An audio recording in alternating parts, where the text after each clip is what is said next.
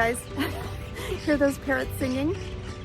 It is Rome in April. I'm coming to you from Celimontana Park, surrounded by beautiful flowering trees, sunshine. It's an absolutely beautiful day. What can you expect when you visit Rome in April? What are the crowds like? What should you pack? How should you dress? And what are some things to do? That's the subject of this video, so let's get into it. Well, April is one of those spring months where the weather really changes a lot during the month. If you're coming at the beginning of April, you can expect it to be fairly chilly and rainy. If you're coming towards the end of April, it might still be chilly and rainy too. I'm coming to you at the very beginning of April, and it happens to be an absolutely beautiful day. The sun is shining, it's not that cold. I have on this cotton top. It's actually a long sleeve cotton top, and my sweater. It's a cardigan, and it is cashmere because it's not that warm. But it is warm enough that I took off my puffy coat and my scarf.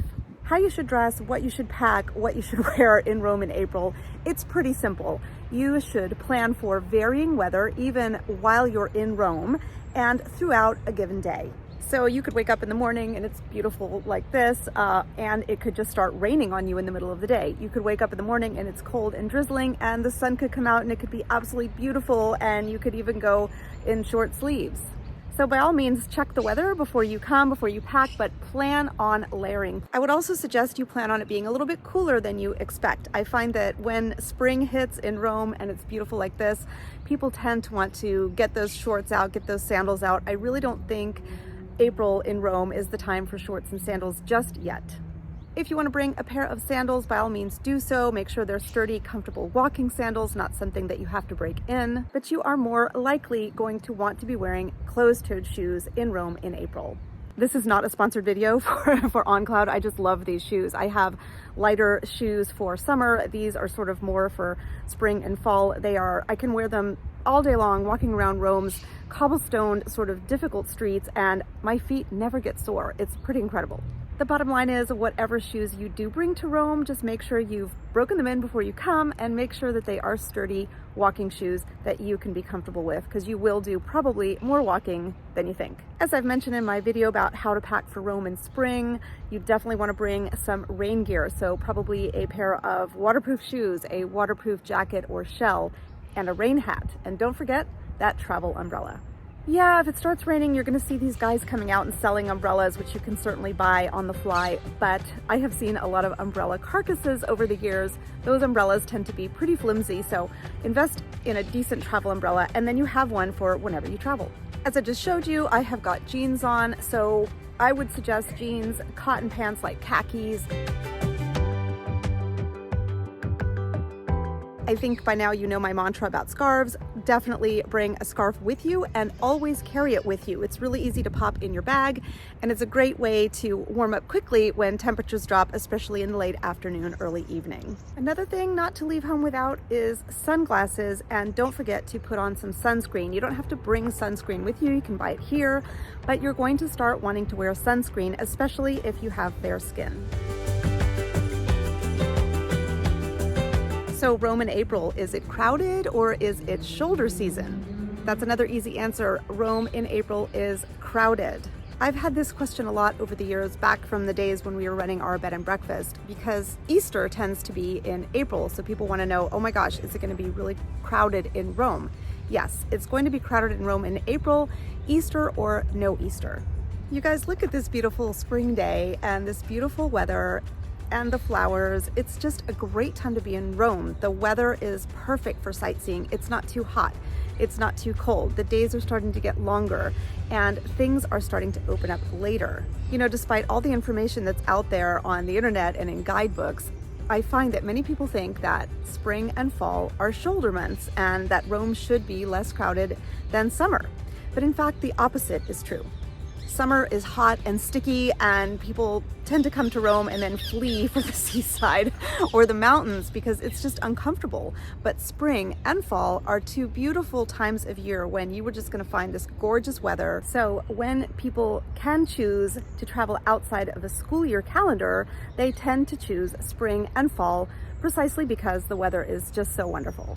The best thing you can do when you visit Rome in April and realize that it's going to be crowded is just embrace it and prepare for it. And mostly this means booking things in advance. So the things that you really want to visit, like the Colosseum, the Vatican, the Galleria Borghese, book those in advance.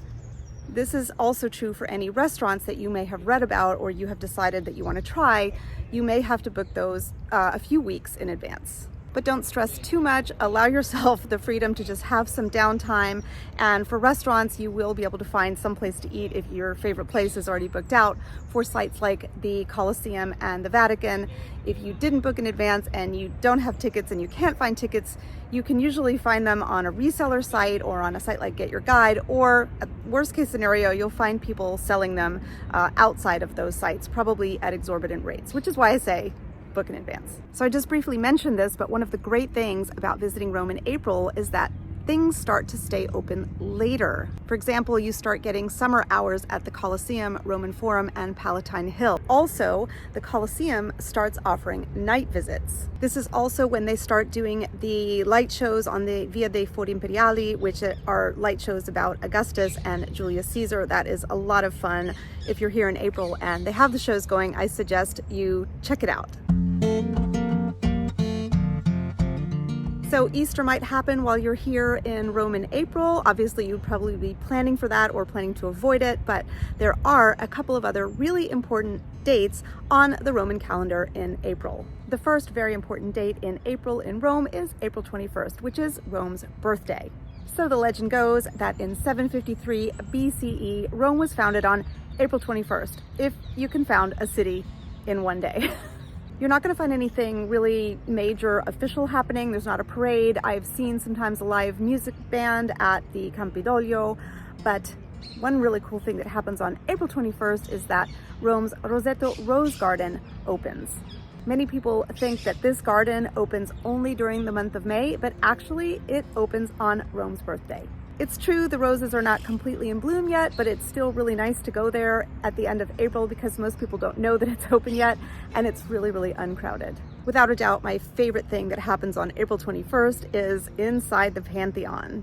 This is the subject of another video, and I've actually done a video about it. The Pantheon was possibly used also as a way to mark the dates. Not quite a sundial, but on April 21st, Rome's birthday, at noon, the light that comes from the oculus actually shoots through the doorway and out onto the square. Now you have to imagine this happening in ancient Rome. The emperor would have stood right there in the doorway and the light would have bathed him from behind. So this would have been a really amazing moment for Rome and its citizens to see their emperor bathed in light. Another important date on the Rome calendar, but not only for Rome, all of Italy was liberated on April 25th. So this is Liberation Day. April 25th, 1945 is when Italy was liberated from fascist rule and Nazi occupation. This is a really important day on the Italian calendar. Obviously, you're not going to find anything that's going to really interrupt your travels here. Nothing is closed from a tourist point of view, but there will be some official events such as at the Vittoriano, the giant wedding cake monument, and there will be a flyover. By the way, guys, if you are enjoying this video, would you please go ahead and hit that like button below? It would really help me out. Apparently, it helps a lot with the algorithm, so thanks so much. April is one of those months where you're just going to see flowers all over Rome. In particular, we have these early spring flowers like Judah trees and wisteria. But I think for a lot of people, their very favorite flower to see in Rome in April is the azalea. At the end of April and beginning of May, the Spanish Steps are covered in azaleas, and it's absolutely beautiful. I did a video for you guys about this a few years ago, so you can check it out right here. And for more details about current events and exhibitions, I have a page on the website called Rome Events in April. It's updated every year. You can check that out right here. Another thing about April is it's a really important food month. As I've talked about on the website and in other videos, in Italy, we tend to eat things seasonally. And there are some foods in April that are really, really particular, and I want to tell you about them because it's very special to find these foods. The first is artichokes. Now you may be thinking, wait a minute, I'm seeing artichokes year round. Actually, artichokes are not a vegetable or actually a thistle that you should find in Rome year round, but now you do because there is demand for it.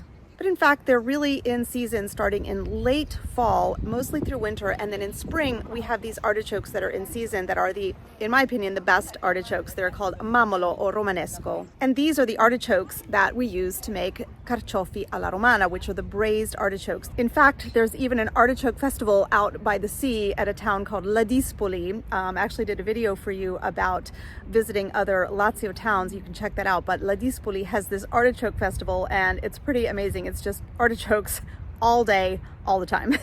Of course, you're going to start seeing spring fruits and vegetables coming into season, but there is one dish that is really, really special that you're going to find in Rome this time of year, and that is called vignarola. The reason that vignarola is something you'll only find in April is because it's a combination of 3 vegetables that you'll only find in this moment sort of crossing over each other. You've got artichokes and peas, which are very spring vegetables, and then fava beans, which start coming into season in May.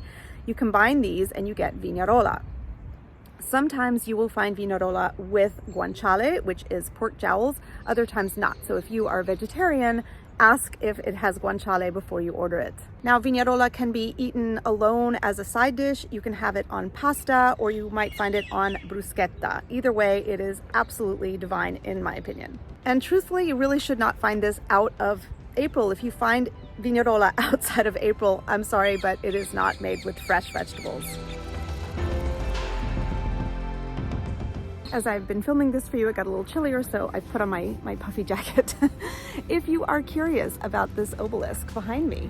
So this obelisk came from ancient Egypt, from the Temple of the Sun at Heliopolis, and it was brought to Rome in antiquity. It was originally adorning the Temple of Isis at Campidoglio. It is actually the smallest obelisk in Rome, the smallest Egyptian obelisk in Rome. The obelisk is just that top part there. The other part of the obelisk, the base, comes from some other sort of anonymous obelisk, but it's the top part that's most interesting. As you can see, April is an amazing time to be in Rome. It is absolutely beautiful. There's a lot going on. Wonderful foods are in season, so come visit Rome in April. If you are coming to Rome in May, don't forget to check out my video about Rome in May. See you at the next video.